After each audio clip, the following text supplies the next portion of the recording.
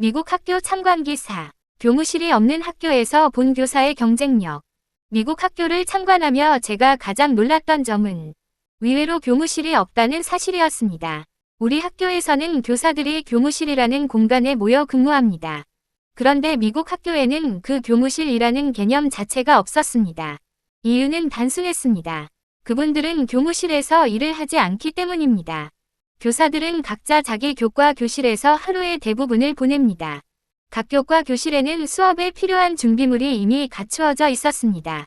예를 들어 수학 교실에 가면 학생 수에 맞는 계산기, 각도기, 교구들이 준비되어 있고 교사는 그 공간에서 수업을 준비하고 학생을 맞이하고 다시 다음 수업을 준비합니다.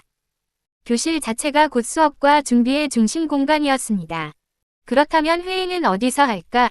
교사들끼리의 협의는 어떻게 할까 궁금해졌습니다.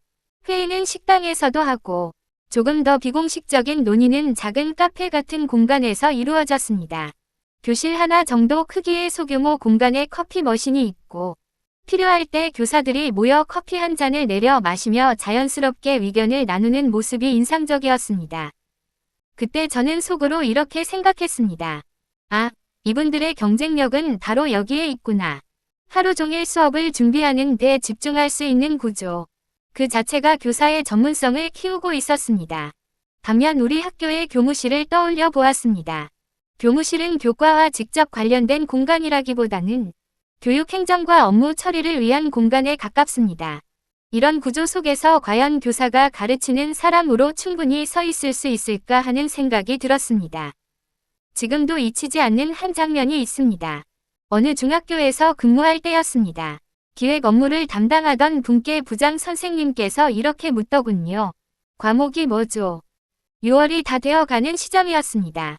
이 조직을 과연 가르치는 조직이라고 부를 수 있을까? 그 질문이 머릿속을 떠나지 않았습니다. 미국 학교에는 교무실은 없지만 학과실은 있었습니다. 영어과실, 수학과실처럼 학과별 공동준비 공간이 있고 그곳에서 교과 교사들이 모여 협의하고 준비물을 공유합니다. 교과 중심의 협업이 자연스럽게 이루어지는 구조였습니다. 이 경험을 계기로 저는 귀국 후 교과 교실제에 대해 이야기하기 시작했습니다. 우선 저부터 실천해 보고 싶었습니다. 학교 4층 끝에 이름만 영어 교과실이었던 허름한 공간을 정리해 수업을 그곳에서 진행하기 시작했습니다. 환경을 조금씩 손보고 교과 중심 공간으로 만들어 갔습니다. 그러나 모든 개혁이 그렇듯 저항도 있었습니다. 첫 번째 반대는 관리 부담에 대한 것이었습니다. 담임교실도 관리해야 하고 교과 교실도 관리해야 하니 업무가 이중으로 늘어난다는 것이었습니다. 하지만 그 전제에는 중요한 오해가 있었습니다. 담임교실이라는 개념 자체가 사라져야 한다는 점입니다. 미국 학교에는 우리식의 담임교실이 없습니다. 대신 별표 HR, 홈룸 별표이라는 개념이 있습니다. 학급 회의나 공지, 논의가 필요할 때 모이는 공간이며 홈룸 교사는 학생들의 생활을 맡는 역할을 합니다.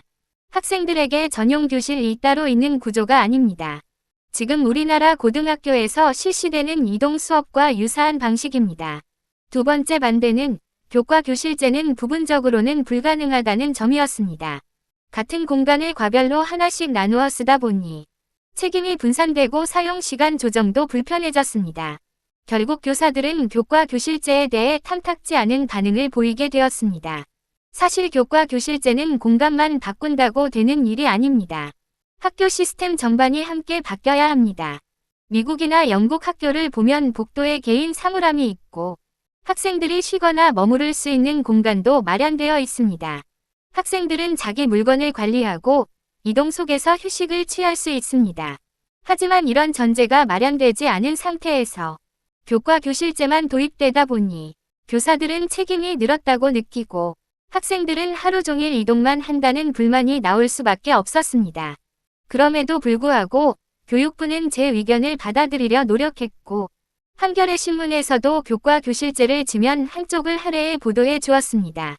다만 전면 도입의 어려움과 현장의 반발을 고려해 상대적으로 저항이 적은 영어 교과 교실부터 시작하게 되었고 이후 10년 넘게 사업은 꾸준히 이어져 왔습니다. 하지만 여전히 교무실은 사라지지 않았습니다. 어쩌면 오랜 관행과 타성이 굳어져 버린 결과인지도 모르겠습니다. 제가 학교를 떠난 지도 벌써 8년이 되어 현재 교과 교실제가 어떻게 운영되고 있는지는 자세히 알지 못합니다. 그럼에도 한 가지는 여전히 분명합니다. 교과 교실제는 답이다. 이 글을 정리하며 다시금 느낍니다. 집에 있으면 일상의 루틴에 묻혀 이런 생각들이 잘 떠오르지 않습니다. 그런데 산에 오르면 그래, 그때 그런 일이 있었지 하고 기억 속에 숨어있던 이야기들이 또렷하게 모습을 드러냅니다. 오늘도 아차산을 오르며 그런 생각을 했습니다. 영하 10도라는 말이 무색하게 햇볕이 드는 바위는 따뜻했고 바람을 피할 수 있는 자리도 분명히 있었습니다. 사방에서 바람이 부는 것 같아도 자리를 잘 잡으면 견딜 수 있는 곳이 있습니다. 아마 이 이야기들도 언젠가는 꼭 하고 싶었던 이야기였을 것입니다. 일상 속에서는 잊히지만 산에 오르면 다시 또렷해지는 이야기들입니다. 이 글이 현장에서 애쓰고 계신 선생님들께 조금이나마 생각의 계기가 되기를 바랍니다.